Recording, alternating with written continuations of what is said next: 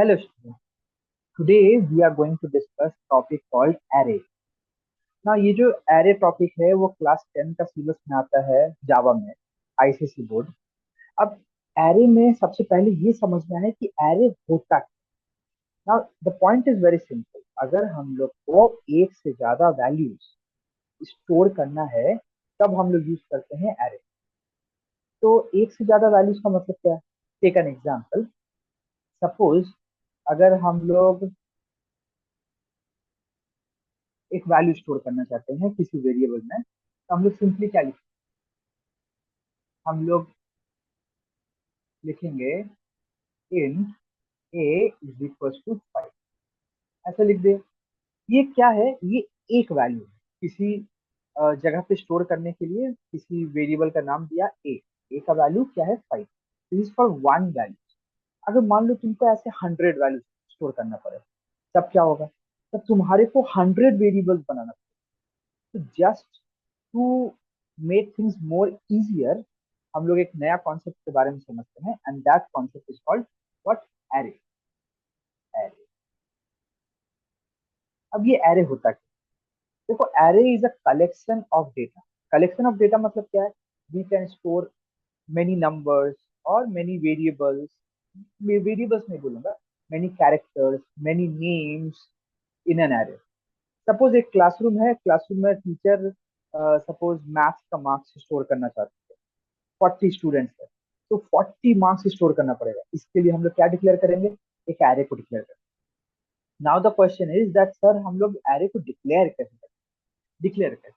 Understand? तो हम लोग जब भी ये है डिक्लेयर,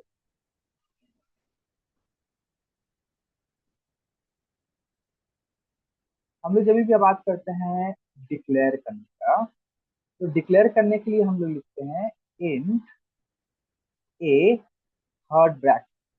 याद रहे, एक एरे को जब भी डिक्लेयर किया जाता है थर्ड ब्रैकेट से डिक्लेयर किया जाता है, और इसमें हम लोग साइज डालते हैं। सपोज मैं यहाँ पे साइज डाला 40। इसका मतलब एक एरे बना। इसका साइज कितना हो गया? 40। मैं इसको फिर से थोड़ा सा अच्छी तरह से लिख देता हूँ। ए थर्ड ब्रैकेट, इसमें मैं साइज लिख दिया 40। लेकिन अगर इसमें वैल्यूज स्टोर करना पड़ा तो there are multiple ways to store the values. Let's take a very simple example to store values. मैं लिखा suppose int a third bracket is equals to new. ये एग्जांपल में थोड़ा देर बाद आएंगे आप लोग। इज इक्वल्स टू, सपोज हम लोग ब्रैकेट ऐसे ओपन किया, यहाँ पे वैल्यूज डालना स्टार्ट कर दिया। Take an example 10, 20, 25, -6 and 50। इसका मतलब क्या हुआ? इस प्रोसेस को बोलते हैं, हम लोग क्या बोलते हैं? इनिशियलाइजेशन। इनिशियलाइजेशन। इनिशियलाइजेशन का मतलब क्या है? इनिशियलाइजेशन का मतलब है एक एरे में वैल्यूज स्टोर करना। एक एरे में क्या स्टोर करना? वैल्यूज। तो ये वैल्यूज जहां पे स्टोर हुआ दिखेगा कैसे? देखो, एरे का मतलब है कि मेमोरी में तुम्हारा एक स्पेस सेव होगा। ये जो स्पेस सेव होगा, इसमें टोटल में 5 ब्लॉक्स। 5 ब्लॉक्स क्यों? देखो, हम लोग कितना वैल्यूज स्टोर किया? हम लोग 5 वैल्यूज। 1, 2, 3, 4, 5। सबसे पहला पोजीशन जो होगा उसमें वैल्यू स्टोर होगा 10। सेकंड पोजीशन जो होगा उसमें वैल्यू स्टोर होगा 20। थर्ड पोजीशन होगा उसमें वैल्यू स्टोर होगा 25। इसके बाद -6, इसको 15। अब जब भी कोई भी एरे डिक्लेयर होता है, इसका बेस इंडेक्स, इंडेक्स मतलब पोजीशन नंबर। तो पहला पोजीशन हम लोग फर्स्ट पोजीशन नहीं बोलते, हम लोग इसको जीरोथ पोजीशन बोलते हैं।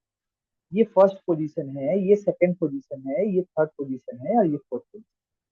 एरे में कभी भी कोई भी वैल्यू स्टोर करना पड़े, उसका पहला इंडेक्स हमेशा ही जीरो होता है। It start from the zeroth index. अब तुम सोच के देखो, अगर जीरो इंडेक्स से स्टार्ट हो रहा है, 5 वैल्यूज है, तो लास्ट इंडेक्स कितना जाएगा? 4। सिंपल सा कॉन्सेप्ट है। अगर 1 से स्टार्ट होता तो 5 तक जाएगा, लेकिन जीरो से स्टार्ट हो रहा है, तो जीरो से स्टार्ट हो रहा है तो कहाँ तक जाएगा? 4 तक जाएगा। तो इस तरह से मेमोरी में value save. This is one way of saving the value. But इसकी जगह पे एक और बेटर वे है सेव करने। नाउ मैं ये वर्ड क्यों यूज किया बेटर वे है, because the only reason is that वहां पर ही हम लोग यूजर से वैल्यू मांग सकते हैं। यहाँ पर क्या है, ये जो वैल्यू जो हम लोग इनपुट किए हैं, ये डायरेक्टली मैं at the time of writing the program value डालता है। सो इस वैल्यूज को हम लोग बोलते हैं ना compile time storing of values. जब मैं कंपाइल करूंगा तो ही मेमोरी में ये सब वैल्यूज स्टोर हो जाएगा। बट हम लोग यूजुअली प्रोग्राम्स में कैसे लिखते हैं, हम लोग यूजुअली प्रोग्राम्स में ऐसे लिखते हैं। मैं लिखा int a third bracket is equals to new int third bracket. इसका मतलब क्या हो गया, इसका मतलब ये हो गया कि मेमोरी में एक पोजीशन बना है, एक जगह बन गया। ये जो स्पेस बना उसमें 5 ब्लॉक्स होगा। स्टार्टिंग पोजीशन 0, 1, 2, 3, 4, 5 ब्लॉक्स, ताकि यहाँ पे कितना हम लोग लिखे हैं 5। तब यहाँ पे क्या क्या चीज क्या क्या काम में आता है, ये जो है न्यू, इसको हम लोग यूज करते हैं फॉर डायनेमिक मेमोरी एलोकेशन। ये तो कीवर्ड है। ये कीवर्ड को हम लोग किस लिए यूज करते हैं, dynamically memory allocation.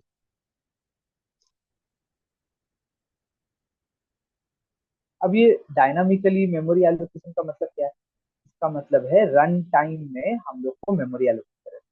Run time memory allocation, run time में ये मेरे को मेमोरी में एलोकेट करेगा। This is the meaning of the word dynamic memory allocation. अब हम लोग को ये समझ में आ गया कि मेमोरी में कभी भी कोई भी एरे डिक्लेयर करते कैसे करते हैं। तो ये मैं डिक्लेयर कर दिया। ना क्वेश्चन ये रह जाता है कि सर अगर आप डिक्लेयर किए हैं तो उसमें वैल्यूज क्या रहेगा। देखो बाय डिफॉल्ट ना जावा में बाय डिफॉल्ट वैल्यूज ना सब जीरो होता है। बाय डिफॉल्ट सब वैल्यू जीरो, ये बाय डिफॉल्ट वैल्यू है। लेकिन मेरे को तो यूजर से वैल्यू लेना है, तो कभी भी एरे से रिलेटेड कुछ भी काम करना पड़े, वैल्यूज लेना हो, वैल्यूज स्टोर करना हो, तो हम लोग को लूप का जरूरत है। तो लूप लिख देते हैं। This is for taking user input, taking user input. अब यूजर इनपुट के लिए कैसे लिखेंगे, for I is equal to 0, I should be less than 5, I plus. जैसे हम लोग इनपुट लेते हैं वैसे ही लेना है, बट एरे के भीतर। अब इनपुट लेते वक्त हम लोग को लिखना पड़ेगा ए, क्योंकि एरे का नाम है ए। थर्ड ब्रैकेट का साइन देना पड़ेगा और यहाँ पर इंडेक्स दे देना पड़ेगा, is equal to s c dot next int. इसका मतलब ये हो गया कि एरे में हम लोग के पास आईएथ पोजीशन में हम लोग वैल्यू को सेव करेंगे। अब सेव कैसे करेंगे, टेक एन एग्जाम्पल। ये एस सी डॉट नेक्स्ट इन जो लाइन है, इससे मैं यूजर से वैल्यू लूंगा।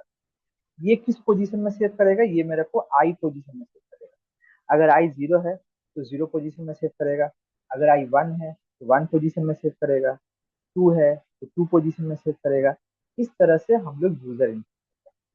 तो ये तो था जो हम लोग समझे कि कैसे यूजर इनपुट लिया जाता है।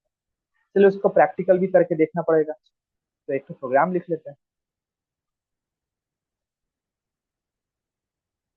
यहाँ पर एक हम लोग प्रोग्राम लिख, प्रोग्राम का नाम मैं दे देता हूँ एरे।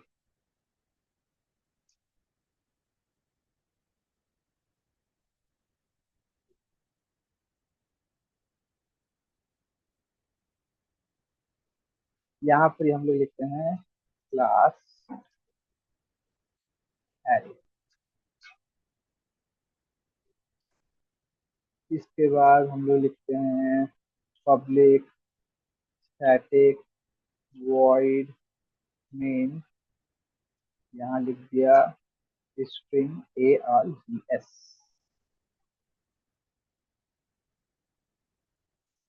ताकि हम लोग को यूजर से इनपुट लेना है तो हम लोग क्या करेंगे, स्कैनर क्लास का ऑब्जेक्ट बनाएंगे। Scanner s c is equal to new scanner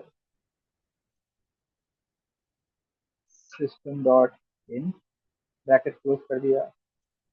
अब एरे डिक्लेयर करेंगे, तो एरे डिक्लेयर कर देते हैं इंट ए, बताया था कि एरे में थर्ड ब्रैकेट होगा, is equal to new int third bracket, यहाँ पर ही साइज लिख देंगे 5, ये मैं साइज डिक्लेयर कर, इसका मतलब एक एरे बन गया। देखो यहाँ स्कैनर क्लास के नीचे में अंडरलाइन आ रहा है, क्यों आ रहा है इसका रीजन भी पता होना चाहिए। यहाँ पर ही मैं इंपोर्ट स्टेटमेंट नहीं लिखा हूँ, import Java dot यूटिल dot scanner semicolon डाल, अब एरर नहीं दिखाएगा। अब मेरे को यूजर से वैल्यू लेना है, system dot out dot print L, यहाँ पर डाल देते हैं enter the values in the array semicolon. अब बोला था कि जैसे ही हम लोग एरे में कोई वैल्यू डालेंगे तो हम लोग को क्या लगेगा, लूप लगेगा, i is equal to 0, I should be less than 5 semicolon i plus plus. Less than 5 क्यों, क्योंकि 0 से स्टार्ट किए हैं। अब देखो यहाँ पर आई में एरर दिखा रहा है, अनडिक्लेयर्ड वेरिएबल आई, तो हम लोग वेरिएबल आई को तो अभी तक डिक्लेयर किए नहीं है, कर लेते हैं, आई लिख दिया। अब मैं यहाँ पर इनपुट लेने के लिए कैसे लिखूंगा, ए, यहाँ पर थर्ड ब्रैकेट दूंगा और यहाँ थर्ड ब्रैकेट के भीतर में आई डाल दूंगा, that is equal to s c dot next, दे दिया, यूजर से इनपुट हो गया। अब मेरे को मान लो कोई भी ऑपरेशन करना है, जैसे suppose if we have to check find the sum of all the values, let's take an example, तो सम निकालने के लिए भी एक लूप लगेगा, एरे के रिलेटेड कुछ भी काम करना हो मेरे को लूप लगेगा। तो ये हम लोग, ये मैं सम निकाल रहा हूँ, तो मैं यहाँ लिख देता हूँ finding sum of the elements. अब सम निकालेंगे तो कैसे निकालेंगे, हम लोग एक वेरिएबल बनाएंगे, यहाँ पर sum is equal to sum plus a third bracket, यहाँ पे लिख दिया सेमीकोलन। अब सम वेरिएबल को डिक्लेयर करना पड़ेगा, comma sum is equal to 0, और ये सम वेरिएबल को हम लोग को प्रिंट कर देना पड़ेगा, system dot out dot print, यहाँ पर ही sum is equal to plus sum लिख दिया semicolon. Now we can compile the program, class compile, no syntax error, run भी करके देख लेते हैं। एकदम इजी वैल्यूज डालते हैं यहाँ पर, यहाँ पर वैल्यूज हम लोग डालना स्टार्ट करते हैं, सिंपल सिंपल वैल्यू डालते हैं, 10 20 30 40 एंड 50। अब हम लोग को भी पता है कि अगर ये सब वैल्यूज को ऐड करेंगे 10 20 30 40 एंड 50, तो हम लोग को कितना मिलना चाहिए, 1। देखो कैलकुलेट करके 10 plus 20 is 30, 30 plus 30 is 60, 60 plus 40 is 100 and 100 plus 30 is 150। Let's see whether our calculation comes correct और नॉट। देखा 150 आया। So in this way you can write very simple programs of array. This is the basic of your array, and I hope that you have understood everything till now. This was just a short glimpse of how we will be training or learning. This is this is just a short glimpse of how we will train the student, how we will teach the student. So I hope that you enjoyed the entire session. If you find this helpful and useful, I invite you to join my full class. You can start with rupees 99 for the first 4 lectures. Experience the complete teaching method, daily homework system, practice questions, and how we stay connected with parents too. So book your seat now, and I'm really looking forward for you to join my session. See you in the class soon. Until then, keep learning. Thank you, students.